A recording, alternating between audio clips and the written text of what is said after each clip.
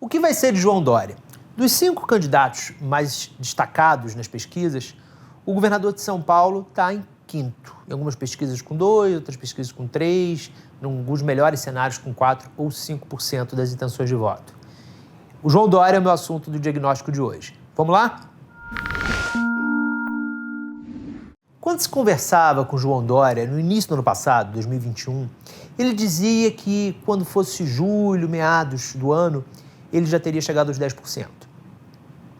Quando foi julho, ele dizia que esse patamar ia ser atingido quando ele vencesse as prévias presidenciais do PSDB. Passadas as prévias, o João Dória garantiu que ele conseguiria chegar aos 10% por volta de abril, mais ou menos, e isso seria uma subida sem interrupção até ele ir para o segundo turno contra o Lula. Bom, a gente está em fevereiro e o João Dória continua nos mesmos patamares de mais de um ano atrás, quando ele estava e continua 2, 3, 4%. O governador de São Paulo é um dos candidatos mais obstinados nessa eleição. Ele trabalhou muito para vencer as prévias do PSDB, não foram prévias fáceis, não foi um passeio, ele venceu o Eduardo Leite e agora ele tem uma outra batalha, que é manter a candidatura dele. Existe no PSDB uma pressão, que não é de hoje, para que o partido não tenha candidato. E o histórico de por que isso está acontecendo remete à eleição de 2018, mas também a todas as anteriores em que o partido chegou ao segundo turno, não foi o caso de 18, mas foi o caso de 14, de 10, de 6, de 2002, mas não levou. Embora o partido tenha, durante muitos anos, sido o segundo mais importante do país, chegando sempre ali, batendo com o PT, perdendo no segundo turno, mas indo para o segundo turno, a bancada da Câmara no PSDB, ela foi diminuindo. E as bancadas são muito importantes porque são elas que definem quanto que os partidos vão receber de fundo partidário, de fundo eleitoral, o tempo de TV que eles vão ter. E, claro, o poder que eles têm também no Congresso.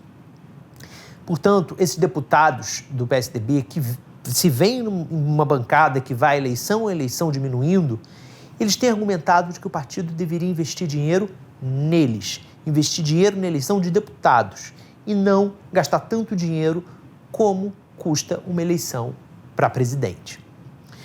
Se o PSDB optar por manter a candidatura do Dória, existe uma grande chance de que na janela partidária, agora, que é o período em que eles podem trocar de partido sem correr o risco de perder o mandato, de ter o mandato pedido de volta na Justiça Eleitoral, que o PSDB perca muitos candidatos, perca muitos deputados que querem ser candidatos por partidos que vão investir neles.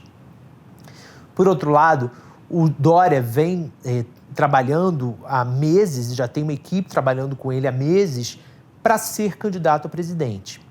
Existe essa guerra hoje, em grande parte tendo como oponentes do Dória os tucanos que perderam ao apoiar o Eduardo Leite. Eles acreditavam que o Eduardo Leite seria mais facilmente demovido de um projeto presidencial.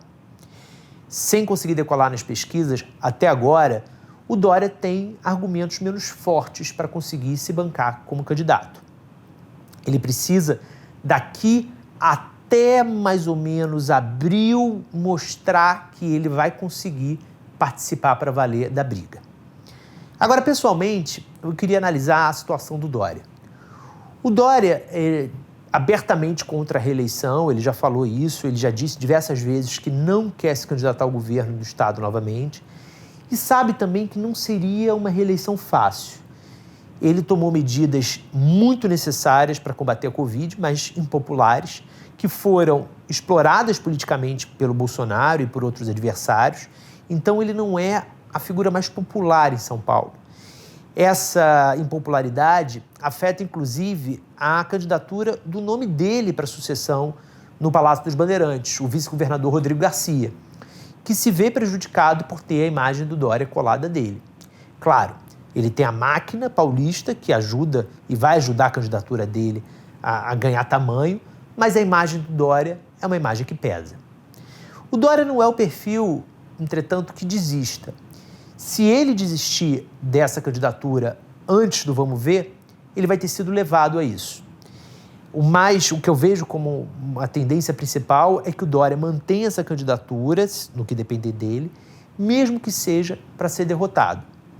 E aí ele se manteria no jogo nacional, tendo participado de uma eleição com grande visibilidade, porque no primeiro turno, caso ele não vá para o segundo, ele vai ter essa visibilidade, e depois ele acertaria o discurso dizendo que foi derrotado numa eleição extremamente polarizada.